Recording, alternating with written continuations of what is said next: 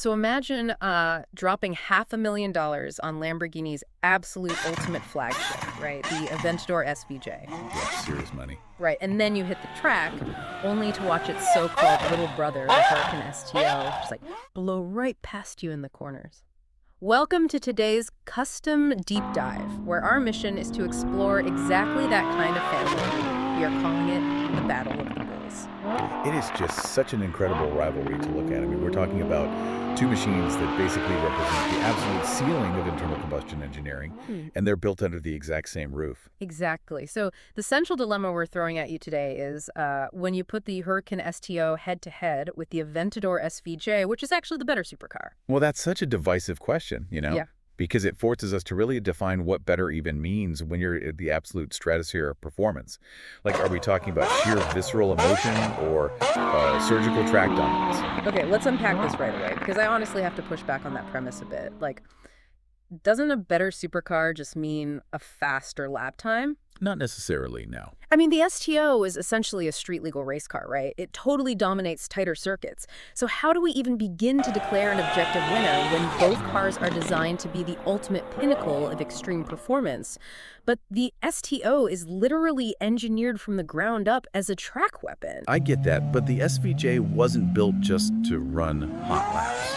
I mean, it was built to completely overwhelm your senses. Just think about the power plants for a second. Right, the massive V12. Exactly. The SVJ houses a naturally aspirated 6.5-liter V12. It's producing over 760 horsepower.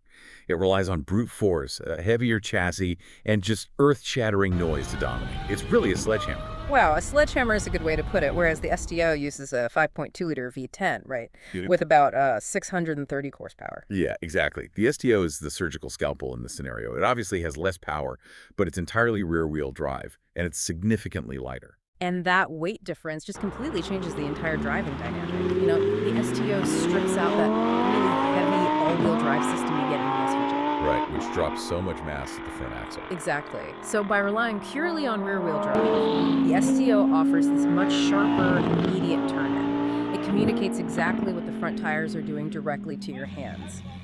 Meanwhile, the SVJ, with its all-wheel drive and that huge V12, it feels like you're literally wrestling a monster into submission. It totally does. And, you know, the aerodynamics really explain how they achieve such different results, too.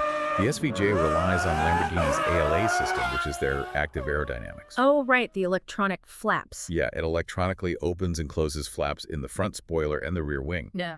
So, by stalling drag on the straights and then pushing the car into the pavement in the corners, the car actively manages the air around you. But see, the STO takes this beautifully analog, mechanical approach. Instead of active flaps, it uses those massive, aggressive louvers on the front fenders to actually relieve high-pressure air from the wheel wells. It's brilliant engineering. It really is. It literally sucks the front of the car to the ground using static aerodynamic downforce, and that's molded directly into that single-piece carbon fiber clamshell hood. Which is wild. And that brings us to the price and, well, the presence of these cars. Because you're looking at roughly $330,000 for the STO versus well over $500,000 for the SVJ. Oh, for $500,000. That is just insane. It is.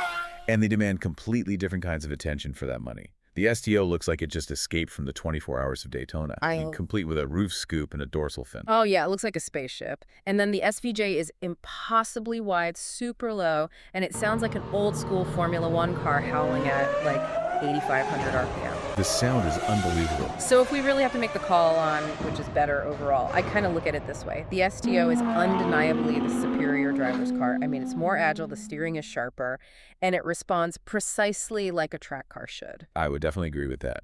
But the SVJ is the better Lamborghini. It has the iconic scissor doors, the terrifying V12, and just the sheer theatrical insanity you'd expect from the brand spec. Yeah, that really captures the tension perfectly. I mean, the Battle of the Bulls remains one of the most compelling head-to-head matchups in modern supercar history.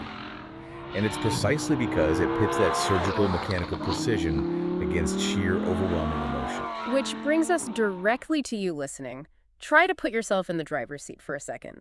If you had the keys to both of these monsters sitting in your garage, which bull would you pick for a Sunday morning canyon run? That's a tough choice. And as you ponder stepping into the ring with either of these heavyweights, I'll leave you with this to mull over on your own. As the automotive industry moves inevitably toward, silent, hyper-fast electric motors, will the definition of a better supercar finally stop being about how fast a car goes and start being entirely about how alive it makes you feel?